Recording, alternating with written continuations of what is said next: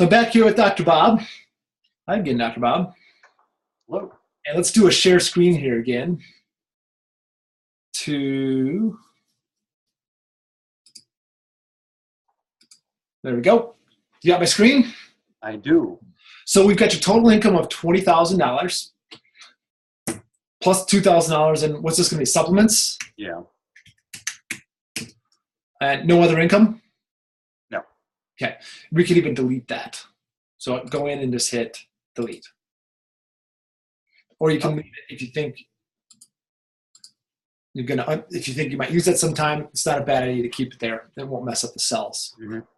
So you got a total of $22,000 in income because it's adding up all these here. You're comparing it to last year's income of $16,000. So your percent increase is 35% on the year. If you want to make that look more like a percentage, you can go up to Format Cells.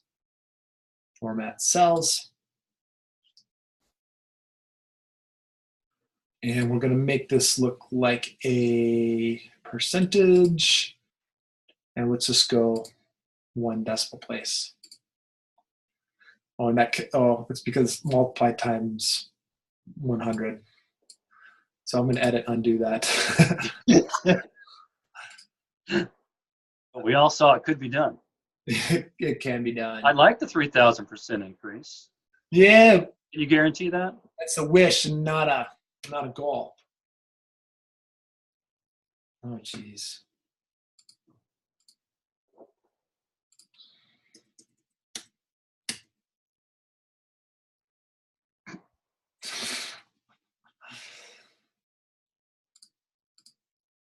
Okay, we're going to go back to how that was set up before. But you get an idea. Yes, I do. Let's just make that a number with 1 decimal place. There we go. 35 points. Hey. Total income previous year to date. So if the total income previous year to date likely is going to be this number. So you're up 35% on the year. Now, the nice thing about this, let's say that we do the exact same amount of money next year. Just use round numbers. You'll see that you are, compared to last year, you're up 60%. Your total income year to date last year was $30,000 at this point in time. You're up 46% on the year. Congratulations. So you see how this pulls through? Mm-hmm. This line should also be carrying through. E12 minus, the reason why it didn't change is because I put the same number in. Let's put in, let's make this number 4,000. So now you can see this number carried through. You're up 9% month over month. Do you see how that works? Yeah. Mm-hmm. Okay, going back into the initial question, life planning, and the life plan spending.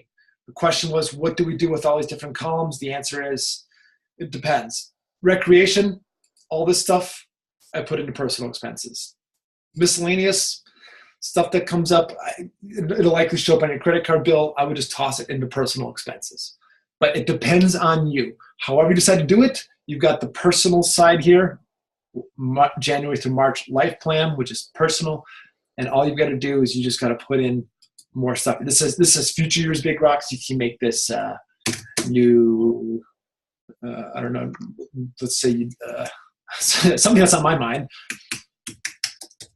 I'm going to pay vasectomy and I anticipate that coming up here. And that's going to cost me $750. So that would be like a one-off thing that you can keep track of. Okay. And each quarter, these don't autofill, so you got to put them in. How do we use this as opposed to just the life planning template and the spending template? What's the difference between looking at this each quarter and? Right. So this is like overall, looking overall at, let me blow this up here. So overall, I would do this tab once a year.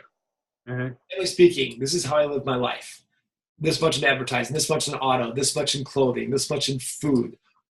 $1,600 a month. $600 a month? Kids eat like mine. And then this should give you an idea of how much it costs, the distribution for you in your life. Now you can break this down further. Advertising and promo, since this is your lifestyle, then really I would take this 155 here and I'd put this over here in your office expense. Automobile, I usually call that an office expense. So I'd put that over here. Clothing, personal for sure. Donations, I frequently call donations an office expense if I'm going to have donations, because usually they'll put my business name up in lights. Entertainment, personal. Household, personal. Food, personal. Health and fitness. Hey man, are you meeting people at the gym? Maybe you can write off health and fitness. Dental, insurance. You should have personal insurance, health insurance, Obamacare, everything's free, so let's say $30 a month.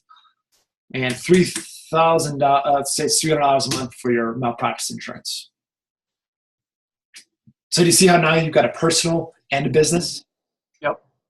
Kids, activities, care. Well, let's see. My average on the month is about $5,000. No, just something that feels like maintenance and repairs. So like I just had, generally speaking, over the course of a year with a new table, etc., it's going to cost about $2,000. So I'm just going to put $200 a month in there.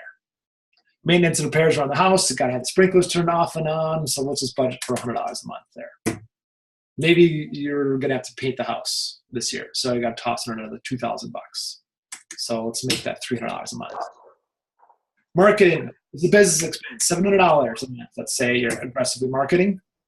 Mine is much less than that. Let's say it's closer to $300. Membership subscriptions. Hey, you get Sports Illustrated at home. That's great. But let's say you also subscribe to the ICA magazine. Cable and internet, you'll definitely have a business expense there. If you don't and you're an independent contractor, then that's probably going to be $0. Office supplies,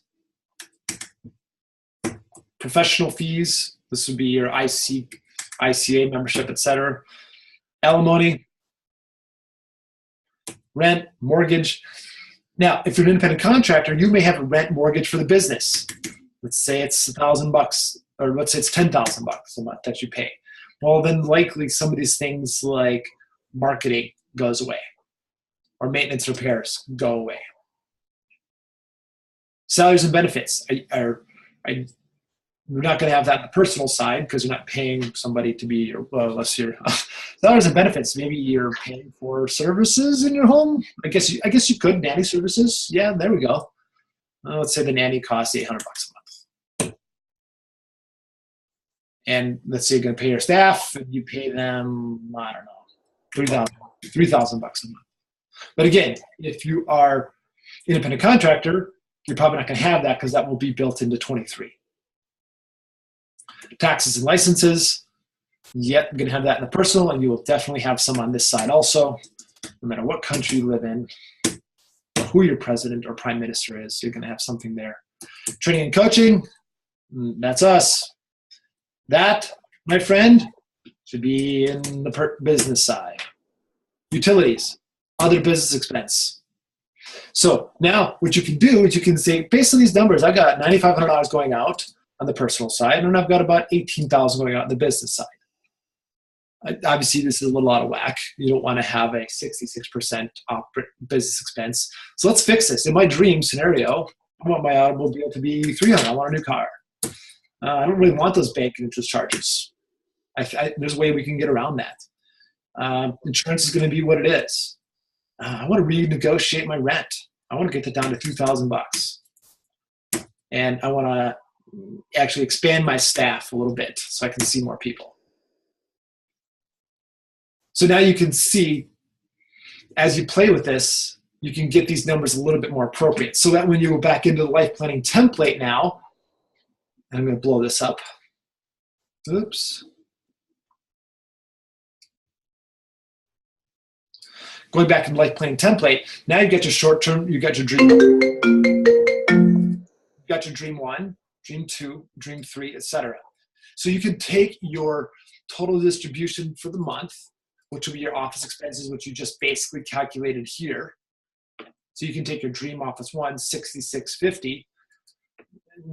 Not real numbers, right? Let's just say it's $66.50 in office expenses. and you've got all these other things. Let's just carry these numbers over, Bob, for the sake of conversation. Mm-hmm. Let's carry these numbers over again for the sake of conversation.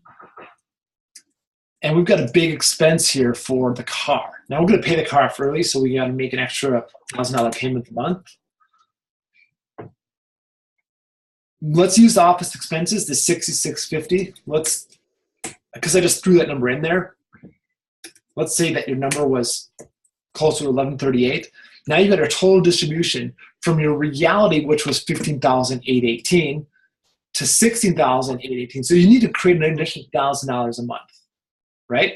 Mm-hmm. So at your fee per service of, let's call it $64, which is where you're at, Bob, you need to change your services per month from 212 to 262. Does that seem doable? Oh, absolutely. That's the purpose of this exercise. You got to crank 8 more adjustments a week to get your car paid off early if nothing else changes. Oh, I kind of like how that felt.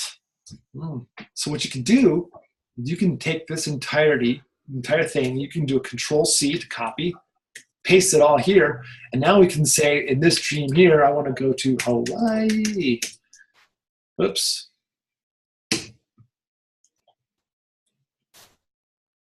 Wrong places. Hawaii. So you're going to go to Hawaii. And so now your big rocks changes from 283. Let's say that's going to cost you an extra, I don't know, $5,000, so $500 a month. So let's make this $700. All right, Bob. Now the bottom line is you got to get an additional 2 people through there every week to get that trip to Hawaii. Does that seem doable? That seems pretty doable, yeah. Especially when you spell Hawaii, right? Not Hawaii. That's what my daughter says. Hawaii. Can we go to Hawaii? So you were doing it correctly. Good job. Midterm, 3 to 7 years. Long term, 20 years. The purpose of this is to get these bottom numbers as tightened up as possible. And it should automatically calculate, but you do have to put in this average fee per service. Hey, I want to get to a place where I'm doing $85 a pop. Let's just say I want to go to Hawaii. I want to pay my car off early. I don't want to change anything else, but I want to see how little I can work. Now you only have to get 50 people through there, but you got to find a way to enroll them into paying an average of $20 a month per visit more. This is the idea of this spreadsheet. Good? Mm-hmm. Yep. Makes us in, so. So you don't necessarily need to use a spending template budget. You don't necessarily need to use the big rocks, although I'm a big fan of you using both. Let me talk about the big rocks for a moment again. So we got a ski trip planned in December. It's going to cost $1,300. We got a long weekend on the beach, which is going to be in May. That's going to cost $1,200. We've got a Stuart White seminar in July, $900. The total cost for the year, $3,400. And you can see that it's adding up all the cells here. So as long as you put a number in those cells, it should automatically add up. Bob, you have to, in a separate bank account called Big Rocks, I'd recommend, take $283 every month and put in a separate bank account so that you don't have to plan these in, so you can automatically say, all right, I go back into my life plan, and there's my $283. And it's actually, the formula's right there to pull it through. And now you got your other big rocks, like your new wood table and your vasectomy that you're going to bring into play also. Now, is that vasectomy a business expense? None of your business. Debt reduction. You actually counted for some of this debt reduction on the other side here, whether it was, I think somewhere I saw taxes, past taxes on the life planning side. So here's the place in your working document that you'd actually put that in there. Past taxes. And we're going to put, and the goal is to pay $1,700, and you're paying $1,700, and now you can see that number change. Total practice income per month. This is currently at 0. Go back to your business goals. You've already punched this number in. It's $22,000. Going into the life plan side, you take that number and you make this $22,000. Boom.